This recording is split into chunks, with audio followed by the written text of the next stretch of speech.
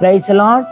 ஆண்டவரும் அருமை இரட்சகருமாகிய இயேசு கிறிஸ்துவின் இனிய நாமத்தினாலே உங்களை யாவரையும் வாழ்த்தி நாங்கள் ஆசீர்வதிக்கிறோம். கர்த்தர் உங்களை ஆசீர்வதிப்பாராக.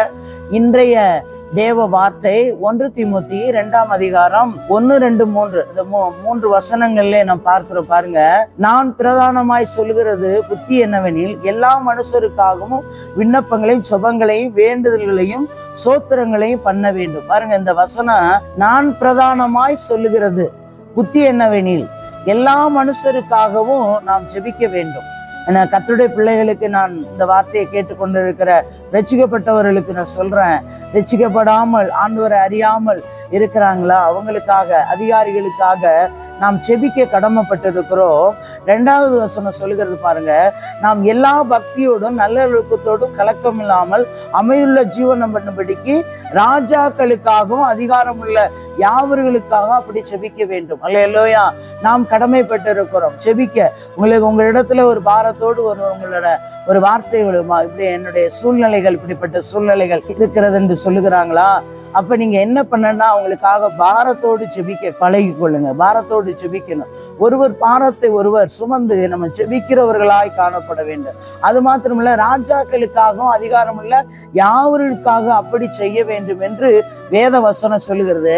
அப்ப கர்த்தருக்கு அந்த பிரியம் என்னன்னா, 3வது பாருங்க, 3வது வசனம் சொல்லுகிறது, நம்முடைய இரட்சகராகிய தேவனுக்கு முன்பாக அது நன்மையும் பிரியமா இருக்கிறதா. அல்லேலூயா.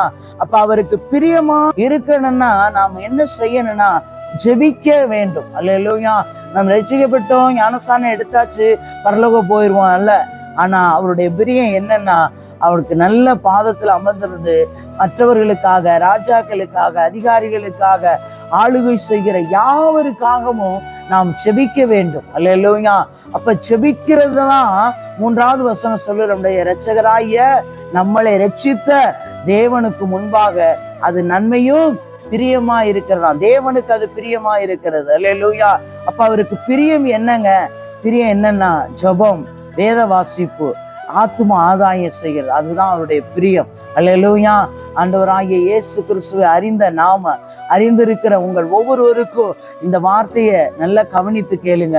இயேசுவுக்கு பிரியமா இருக்க வேண்டும் என்றால் மற்ற அதிகாரிகளுக்காக, ஆளுநர்களுக்காக, எல்லாருக்காகவும் நம்ம பக்தியோடு ஜெபிக்க வேண்டும். அது மாத்திரமில்லை, அதுதான் நம்முடைய இரட்சகராகிய தேவனுக்கு முன்பாக அந்த நன்மையும் பிரியமா இருக்கிறது. ஜெபிப்போம். ஒருவர் பாரத்தை ஒருவர் சுமந்து ஜெபிப்போம். கர்த்தர் பெரிய காரியங்களை செய்வாராக. தகப்பனே, மை துதிக்கிறோம், சோத்திரம். கர்த்தாவே, சர்வ வல்லமையுள்ள தெய்வமே, மை துதிக்கிறோம், சோத்திரையா. இந்த வார்த்தையை கேட்டுக்கொண்டிருக்கிற ஒவ்வொருவருக்கும் இந்த வார்த்தை கடந்து ஆண்டவரே சென்று, கர்த்தாவே, உடைய சுத்தம் செய்கிறவர்களாக, உடைய நாமம் தரிக்கப்பட்ட பிள்ளைகள் ஆண்டவரை ஜெபிப்பது, வேத வாசிப்பது, காத்திருப்பது, உடைய பாதத்துல காத்திருப்பது நமக்கு பிரியமான வாழ்க்கை. கர்த்தாவே, பிரியமான வாழ்க்கை வாழ கர்த்தர் உதவி செய்யுங்க. இயேசு கிறிஸ்து ரத்தனே, இயேசுவின் நாமத்தில் அன்பு நல்ல பிதாவே. ஆமேன், ஆமேன்.